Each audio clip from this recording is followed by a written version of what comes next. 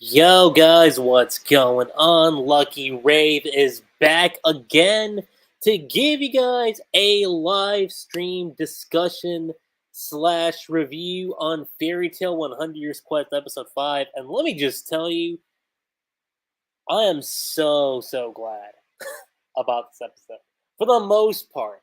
Because as a manga reader, I'm not going to spoil future events, but there is one thing I was hoping for. One specific thing I was hoping for in this episode, and we're gonna have to wait until next week. So that's the only downside I'm gonna say. And manga readers out there know exactly what I'm referring to, but feels good. It honestly does feel good to just be coming back, talking about one episode for the stream. And if you've been on Twitter or X in this case, you know I've been on a bit of a My Hero streak with the posts and whatnot. Not to say that I'm, not talking about, Eden Zero, Dead Rock, Rave Master, or Fairy Tale, but manga just ended and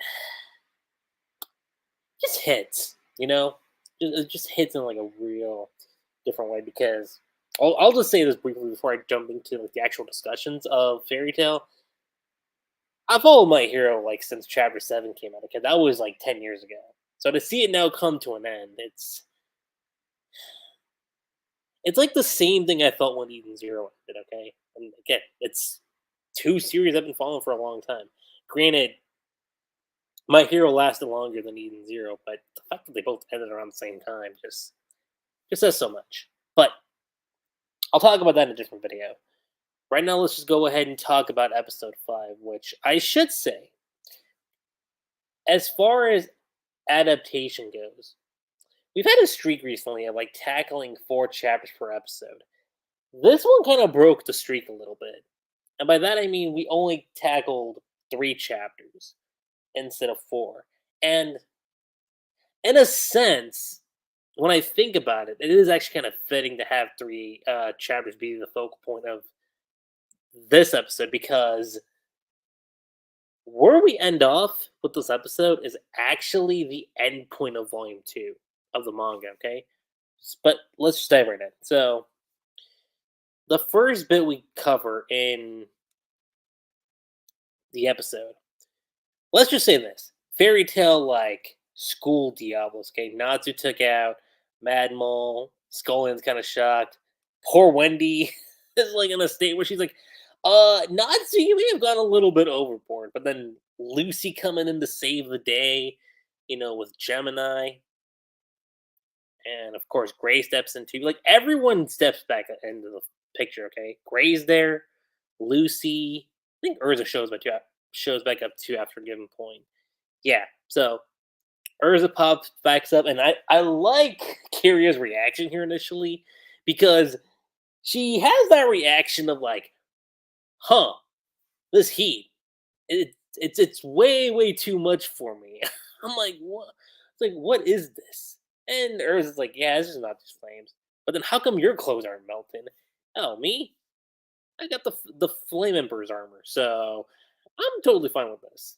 But of course, knowing Kiria, she gets a little turned on. She's like, "Ooh, I like this fire. I'm going to consume it." And of course, that gets into another not necessarily a rematch per se, but it continues on their fight.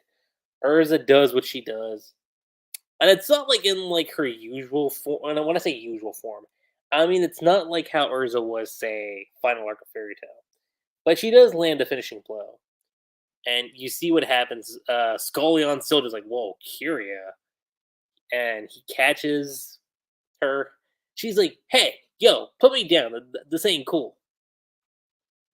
And you see how they're a little bit taken aback by the strength of, Natsu, Lucy, Gray, Urza, Wendy. They're just like, okay, maybe we underestimated you guys. Just slightly. It's like we thought we had the upper hand, and for the most part, we did. But now, seeing what we've seen, it's a lot. It definitely does say a lot. Natsu warns them to stay away from the water dragon. They'll handle them. But of course, you have Scully making a claim that Oh, how are you different from who we wish to consume him? And Natsu just says, we're going to fix him without killing him. Skull goes like fascinating, but our hope does not lie with that, defanged snake. It is with the White Witch who has taken his powers. So long as there are dragons, we will consume them. We cannot be stopped by the likes of you. Gray going like, no. Looks to me like the two of you guys are out of action already. And Carrie is super offended. She's like, excuse me? To come against, say that to my face one more time, and we'll talk some shit. That's essentially the face she's making right now. Then you got Scully on. I grant the three of us leave alone, or the three of us alone seem to be at a disadvantage. Of course, you've got Lucy saying, "Wait, there's more of y'all," and Madmo restates this by saying, we did mention that there's a guild full of dragon eaters, which there's one other member in Diablos. I'm not gonna say who it is, but he's a really cool character. It's gonna be a while before we see him, but that's one character I am so looking forward to seeing when we do get to that point. We have an army of comrades. For today, we shall withdraw. If you continue to pursue dragons, then we will no doubt meet again. On that day, you will learn the true fear of Diablos. Yeah. That's essentially the last part that happens with Diablos, is that like they kind of just like retreat. They're like, okay, we did what we could against them, but given the circumstances, maybe gotta take it back. And Lucy's like a guild full of dragon eaters. Give me 1 second, I gotta grab my water. Usually I have this thing on me. Usually I've got like my jug of water on me, but I realized I just had it sitting on the counter. But anyway, yeah, Lucy's saying that.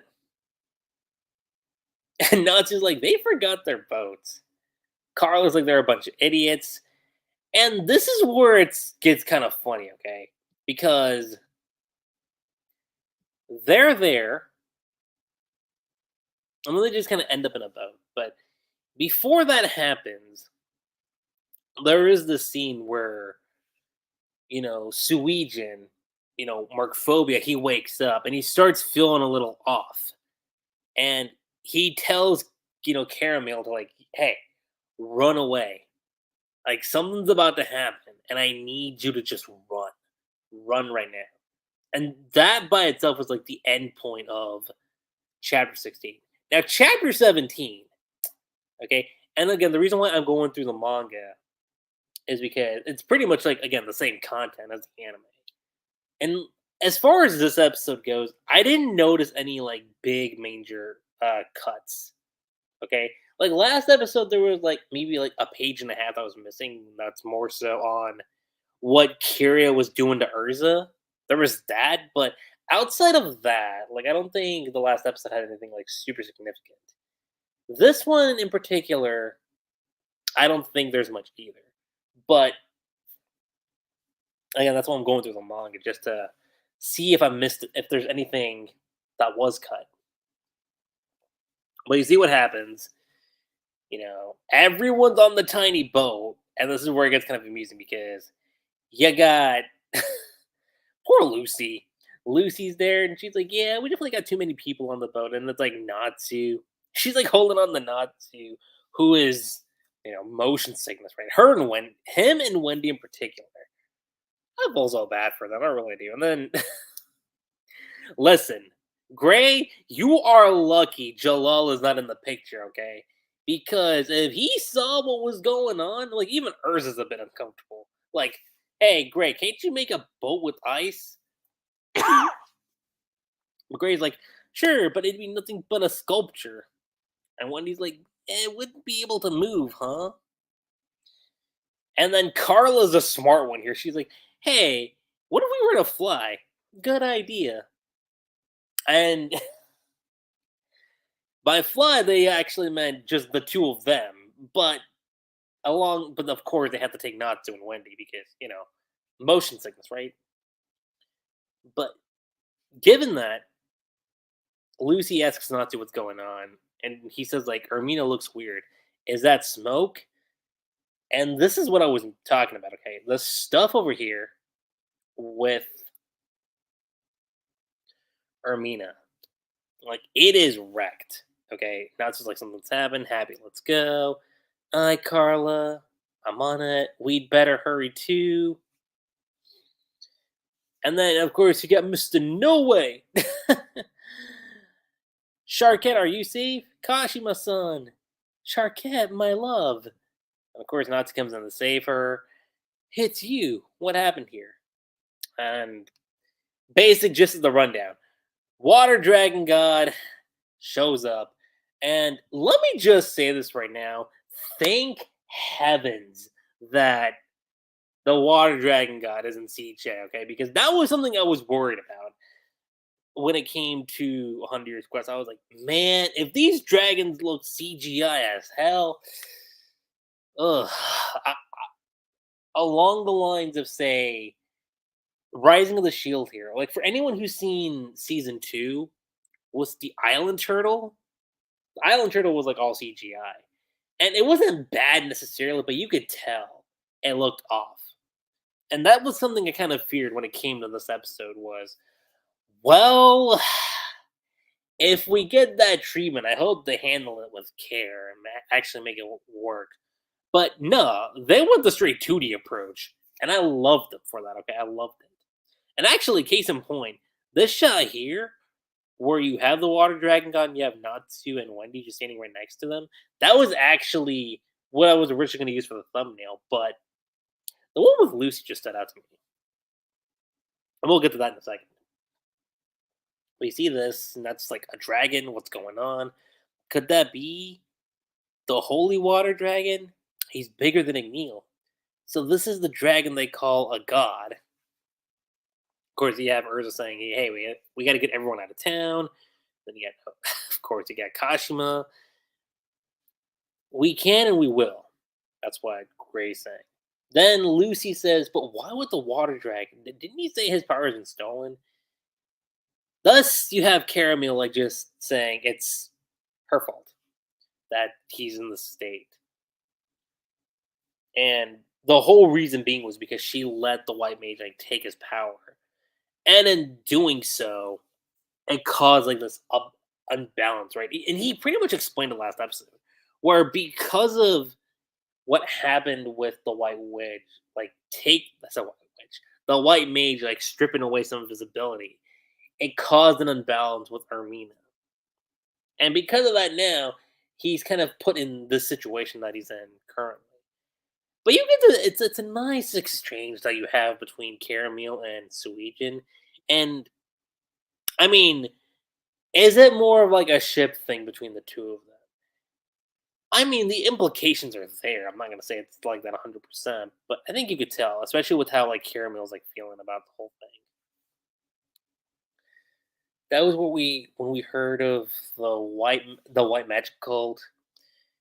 They had the power to white out powerful magic, and she basically says that hey, I wanted and I asked them to take the holy water dragon's power, but in doing so, it caused Suijin to be in the situation that he's in right now, and because of that, she begs them, like she, like flat out just says, "Look, put him out of his misery, okay? Like he is suffering, and I can't bear to see him like that." Then we cut over to Touka. Okay, so Touka wakes up. She's trying to figure out what's going on. The whole guild is like, "Yo, like, what's the real reason you joined Fairy Tail?" And the part where she talks about Natsu is in fact true, but she does mention that there's something else. She talks about there being an expert in enchantment here, and obviously that's referring to Wendy. And she says, "Yeah, like that." Jalal's the one that actually brings up Wendy, but she says, "Yeah, I thought she could unenchant me," which Gajil is kind of like, "Wait, what are you referring to?" Like my body's possessed by the White Mage. I thought maybe unenchant could chase her out, and that catches again. Jalal a bit off. Same thing with Juvie and Levy. God, she's also keeping a straight face. And while she's trying to talk, the white witch, I said the white witch, white mage. Y'all know who I'm referring to. The white mage takes over. Says, now, kindly reform from giving away all of our secrets, Touka. And Jalal's like, the white mage. And she breaks the shackles. And that's the thing, okay? She's like, Touka may not know it, but the High Enchanter is within striking distance of one of my servants. I think it's time we took care of her. And like that's the thing. So from that point on, I mean we come back to it eventually, but that's the bit of like last segments we see in the Fairy Tale Guild. For the most part. Because then we cut back over to the Water Dragon God, you see what's going down. And then Touka says, or in this case, the White Mage says, the lot of you should be dyed white as well. Become my servants here and now.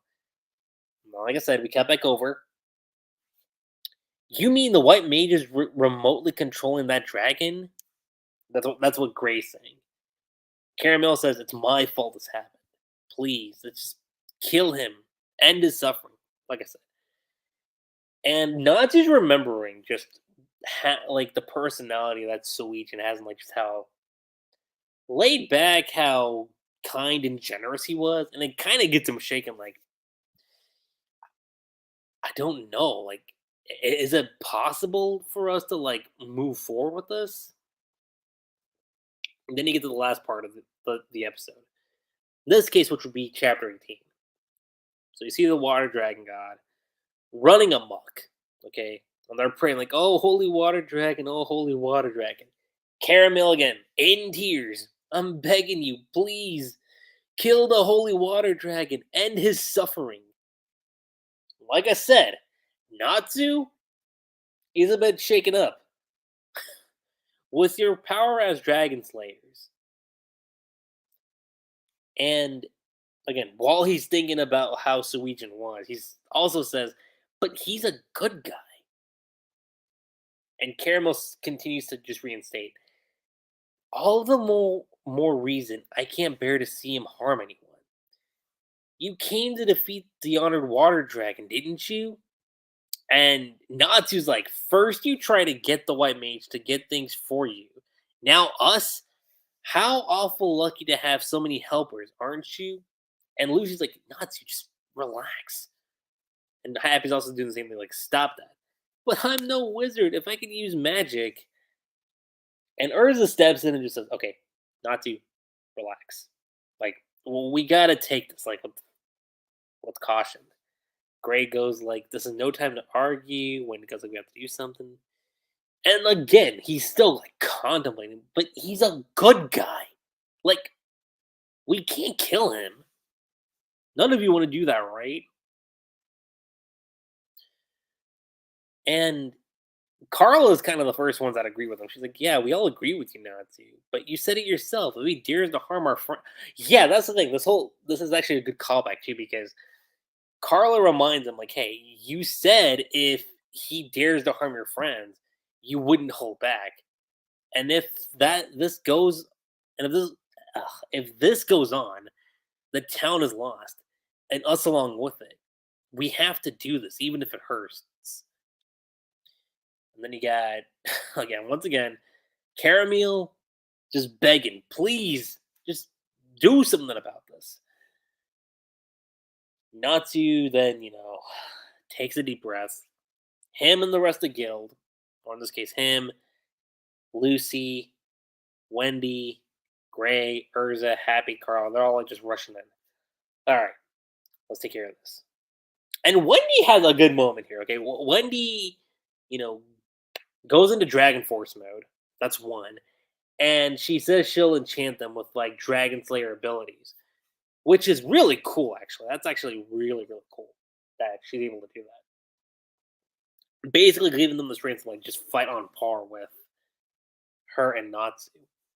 Even now, our magic can damage a dragon. And then of course see what happens. Natsu going with the Fire Dragon King's Demolition Strike. Gray using the Ice Cannon. And then, of course, you got Urza going into her requip. And I have to say, I love the way with the anime how Lucy went into her star dress mode. And again, it's the thumbnail of the video. Just the Sagittarius star dress form, in my opinion, is like super underrated. But it also just goes to show you just how far Lucy's come as a character, okay? Like, that to me spoke volumes about Lucy. I mean, it was cool seeing it, in the final arc of Fairy Tale, and just seeing it again. Just amazing, okay? I mean, she is a celestial wizard queen. So, that's something I have to say. Of course, Sagittarius is there too, giving her the assist. Natsu doing what he's doing. Same thing with Wendy. With a Sky Dragon roar, sending him into the ocean. He dove in. What's that sound? And then, of course, he, shoots back up in the air. And, oh my god. This shot was beautiful in the anime, too, by the way. Where, like, he's there, and then, like, you see, like, the water, like, just culminating all over the city. It's, like, dozens and dozens of, like, whirlpool twisters. Like, just shooting up from the sky onto the ground. The sea and the sky. They are what's going on. And Lucy's the first one to know it. So, hey, wait. The ocean is like completely dry. And of course, Natsu and Wendy both kind of freaking out, just thinking, like, so this is the power of a dragon god. Then you cut back to Magnolia, okay? You cut back to the guild. White Mage is there, just sipping on some tea. Well, first she pours the tea. Then she sips on it. And she says, and with that, another black bud has been nipped. And the whole Fairy Tale guild, okay, like, is done. And she's like, Fairy Tale has been dyed white. And that's literally the end of the episode, okay? Like, the episode literally ends right here. Like I said, this isn't only just the end of the episode, but for the manga, that's for where volume 2 ends. And as an adaptation, we're looking at 3 episodes, right? It was actually not even actually, because that's just implying that they haven't done a great job. And I've been saying it. JC staff has been phenomenal when it comes to adapting the source material. Have there been small cuts like here and there? Yes, there have been. But I think in my personal opinion, with how they've been able to adapt the material, they've done a great job. And I can't deny them for that. Now, like I said, I do wish when it comes to the anime, because this will be covered in the next episode, but I wish like the first part of that episode was actually the cliffhanger for this one. Because without going into any spoilers, it was a huge talking point when it came to the manga. And I was kind of hoping that the anime was able to kind of, recapture that same essence. But this isn't a bad cliffhanger either, okay? Because you end off the volume here with, again, just Touka wiping out the whole Fairy Tale guild within, like. And here's the thing: we didn't even see what she did. She just, like, she was about to do something, and then we just cut back over, and that's what we're in right now. So, yeah, the guild's under Touka's control, which that's gonna be a really, really interesting situation because we all know that Natsu, Lucy, and the gang are gonna come back to the guild at some point. And what happens after that at this point? Whoo, dude, I mean, they're basically her puppets. Okay? Everyone here is basically kind of like a slave to Touka. And essentially the white mage. And that's fascinating, okay? It's super, super fascinating. But Next episode, though, I am so looking forward to the next episode. Like, if anything, when it came to the anime of 100 Years Quest, there were a lot of things I was looking forward to for this first season. What we're about to get to next episode has easily been one of my most anticipated moments within the manga, especially like this early on too. I can say that. But when it comes to my rating on the episode, I'm gonna say amazing plus, and I'm gonna be a bit petty because I wish the opening scene, like the first part of episode, um, the next episode would be the cliffhanger for this one. But give me just 1 second, guys. I'm getting a call. So just a real quick second.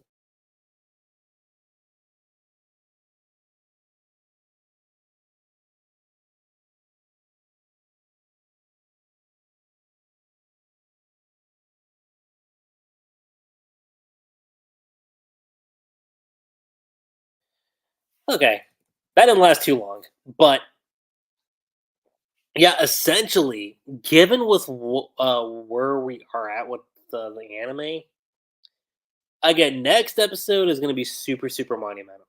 It's going to be a super monumental moment for the story. And again, I'm not going to spoil what happens. Just know it's going to be a big revelation. That's all I'm going to say. It's going to be a huge revelation. And I cannot wait to see how all the anime onlys are going to feel, because it's a big deal. It's a really big deal. But overall, you guys, that's pretty much all I have to say when it comes to this live stream discussion slash review on Fairy Tail 100 Years Quest episode 5. Let me know what you guys' thoughts were on this episode. Did you guys have any gripes about the episode? What was your favorite part about it? And manga readers, how do you guys feel about the way 100 Years Quest has been going so far? 5 episodes in now. Do you guys think JC Staff has done it justice? Do you guys think there are things they can improve upon? And aside from that, guys, that's pretty much it. I'm Lucky Rave. Don't forget to subscribe to my channel for more Fairy Tail content, Hero Mashima content, and I will catch you guys on the flip side. Later.